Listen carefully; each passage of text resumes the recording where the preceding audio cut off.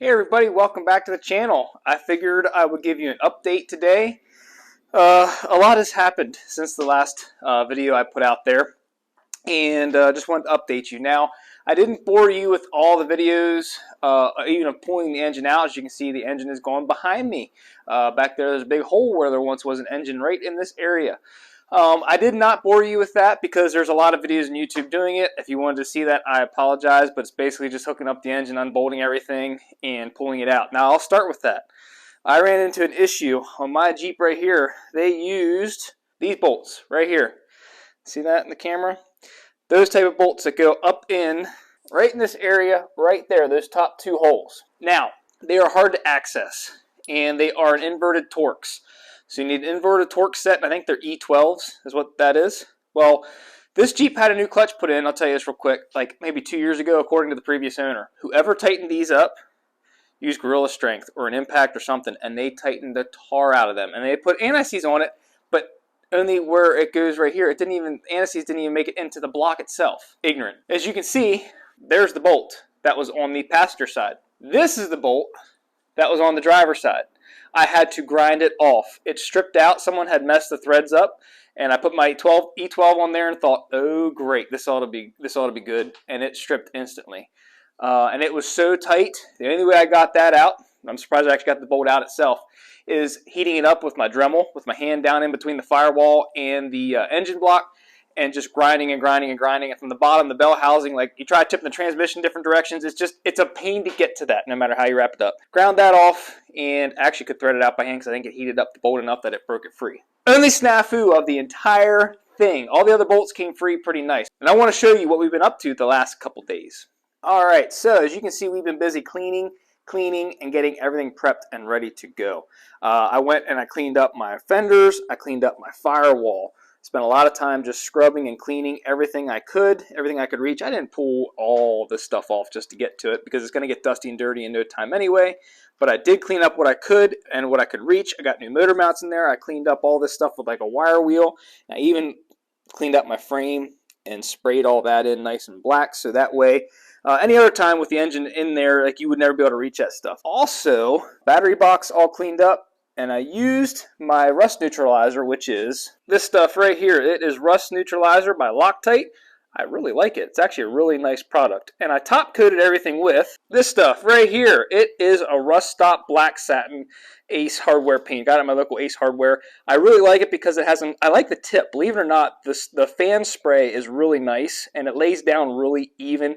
It's very hard to get runs with this paint. I really like it. I used it on the rest of the frame, and the satin is a nice finish. I really like this paint. So as you can see, we got like all the rust taken care of, all the wire wheel cleaned up, bell housing's cleaned. We're gonna put a new throwout bearing in there. The fork looks good. Everything looks fine. The pivot ball, everything looks good there. We're just gonna put a new throwout bearing, clutch, pressure plate, flywheel, everything on the new engine. It's going to be all new. We have the frame horns all cleaned up and painted. That is all ready to go. So basically, we're ready to take and guide this new engine right in place. But moving on, I want to show you the old engine right over here. I have used and scavenged every little bit of things I need off of this. I don't need one more thing off of this engine. I've used every bracket, every sensor I want to use, and everything that I'm going to need. This thing is ready to go to its new home whenever Rick comes by to give me a hand or wants to come pick it up, or if he's even interested anymore. I'm not really sure. I'm sure he is. It's going to go to a new home. Again, to you out there, the 1 or 2 or 3 commenters that like to post this stuff on my Instagram and YouTube, this numbers matching engine is going away from the Jeep. Oh my goodness, what a sad day. I certainly am not going to lose any sleep over it. But anyway, moving on, we're going to turn away from that, and I'll show you really what I think you've probably all been waiting for. The look of the new engine. What do you guys think? Oh my gosh, I tell you what, that thing has turned out to be an absolute beast. Look at that thing. What a beauty. So a lot has changed since the last time you've seen this, and I'll go over a few things here real brief to tell you what I've been up to and where we're at. So we're basically actually at a point where I want to get the injectors on, but I got my DEI cover and everything I want to put on there. Pop the injectors in, and then we're really ready to get this thing off the stand, put the clutch all in the back, the flywheel, all that good stuff, and get this thing dropped in the Jeep. So we're really on the home stretch here. Starting at the top and work our way to the bottom, I will show you this here. As you can see, one commenter had said about a new oil cap to get rid of the push-in plastic one, and I picked up this Earl's cap that he sent me. I appreciate your comment. It really turned out nice, and I like having an actual screw-on oil cap versus the push-in one. The push-in one was pretty cheap and chintzy. I wasn't a big fan of it, but I did have to machine some of the fins out of the way, and it did not come with an O-ring gasket, which really kind of irritated me, but so be it. I just put some black RTV on the bottom and drilled my holes and got her to sit and seal in there real well. But if you look, it kind of irritates me. I tried to get this Earl's to line up straight with my lines right here, and I put it on tight, lined it all up, drilled my holes, and marked my holes, made sure everything was nice and straight. Drilled my holes. Well, somewhere along the lines, I must have screwed something up, so it is not quite straight. But such is life. Nothing is ever perfect. But we have new grommets in the top, new PCV, new front breather tube, and I will show you this cover right here. The cover that goes over the fuel rail injectors and everything. Look at that. That thing is going to look sharp. I know it's going to sit right about here, but picture it sitting right along the edge of that valve cover. It's not going to be that close, but going to look really nice, especially with my red coolant hoses running down the other side. I only got red because they did not have black. Believe it or not, they did not have black. I don't know why, but they didn't, so I got red. It was better than blue. They're the silicone heater return hoses for the coolant to the heater core. My upper and lower radiator hoses are red as well to match. But all right, moving down through, I got the brackets all taken off and paint up easier for my air conditioning lines. The biggest change you'll see here is the air intake manifold. This I'm very, very, very, very proud of. If you look, it looks absolutely brand spanking new. Now, how I did this, I stripped everything off of it, took the sensor out. I actually got a new intake temp sensor, and I basically dunked this whole thing. I didn't take any pictures or video, in probably $50 worth of gas in a tub. Let all the gasoline burn off all the junk instead of using oven cleaner. All the carbon built up inside these ports. I went and let it soak in the gas, let it eat that all off for about maybe 2 hours, and then I took a plastic bristle brush and just spent a lot of time cleaning, and a brass brush on the outside of this cast aluminum, trying to clean everything up. Did the best I could, and it actually looked really nice. I'll put a before picture in right now what it used to look like. And while it looked nice and I could have run it with just the raw aluminum, I actually went and got this paint right here. It's an Alumiblast. It's a high temp rated aluminum finish, and I'm going to see how it turns out. Now, it's rated for high temp. It's for engine blocks, things like that, but we'll see how it holds up. I know a lot of people say not to do this, but I figure why not? I might as well give it a shot. But it really can't hurt anything. If it burns off and blisters off, well, so be it. I learned my lesson. So I got my new hardware here, and I got my Banks header put on. And you'll hear a lot of people say about some of these bolts are hard to get to torque, but if you have a long extension and a swivel socket, they all torque down to 25 foot-pounds with a little bit of anti-seize on all the threads with no issues whatsoever.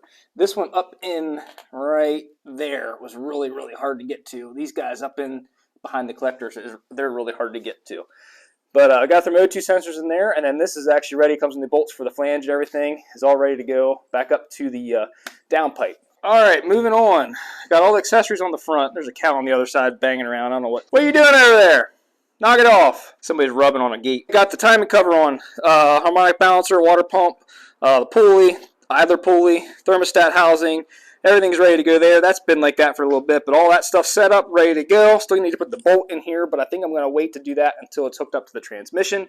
I did also put a little bit of RTV on the keyway when I pressed that in, so should be good to go there.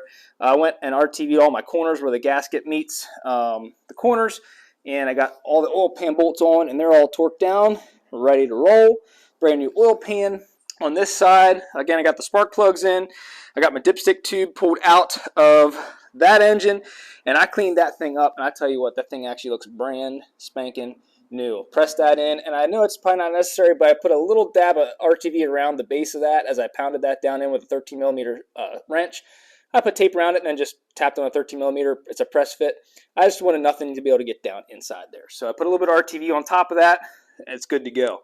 New oil pressure sensor or sending unit, whatever you want to call it. This is where the grounds go on the stud right here. Coil pack will go up here. All new iridium spark plugs, gapped to 0.035.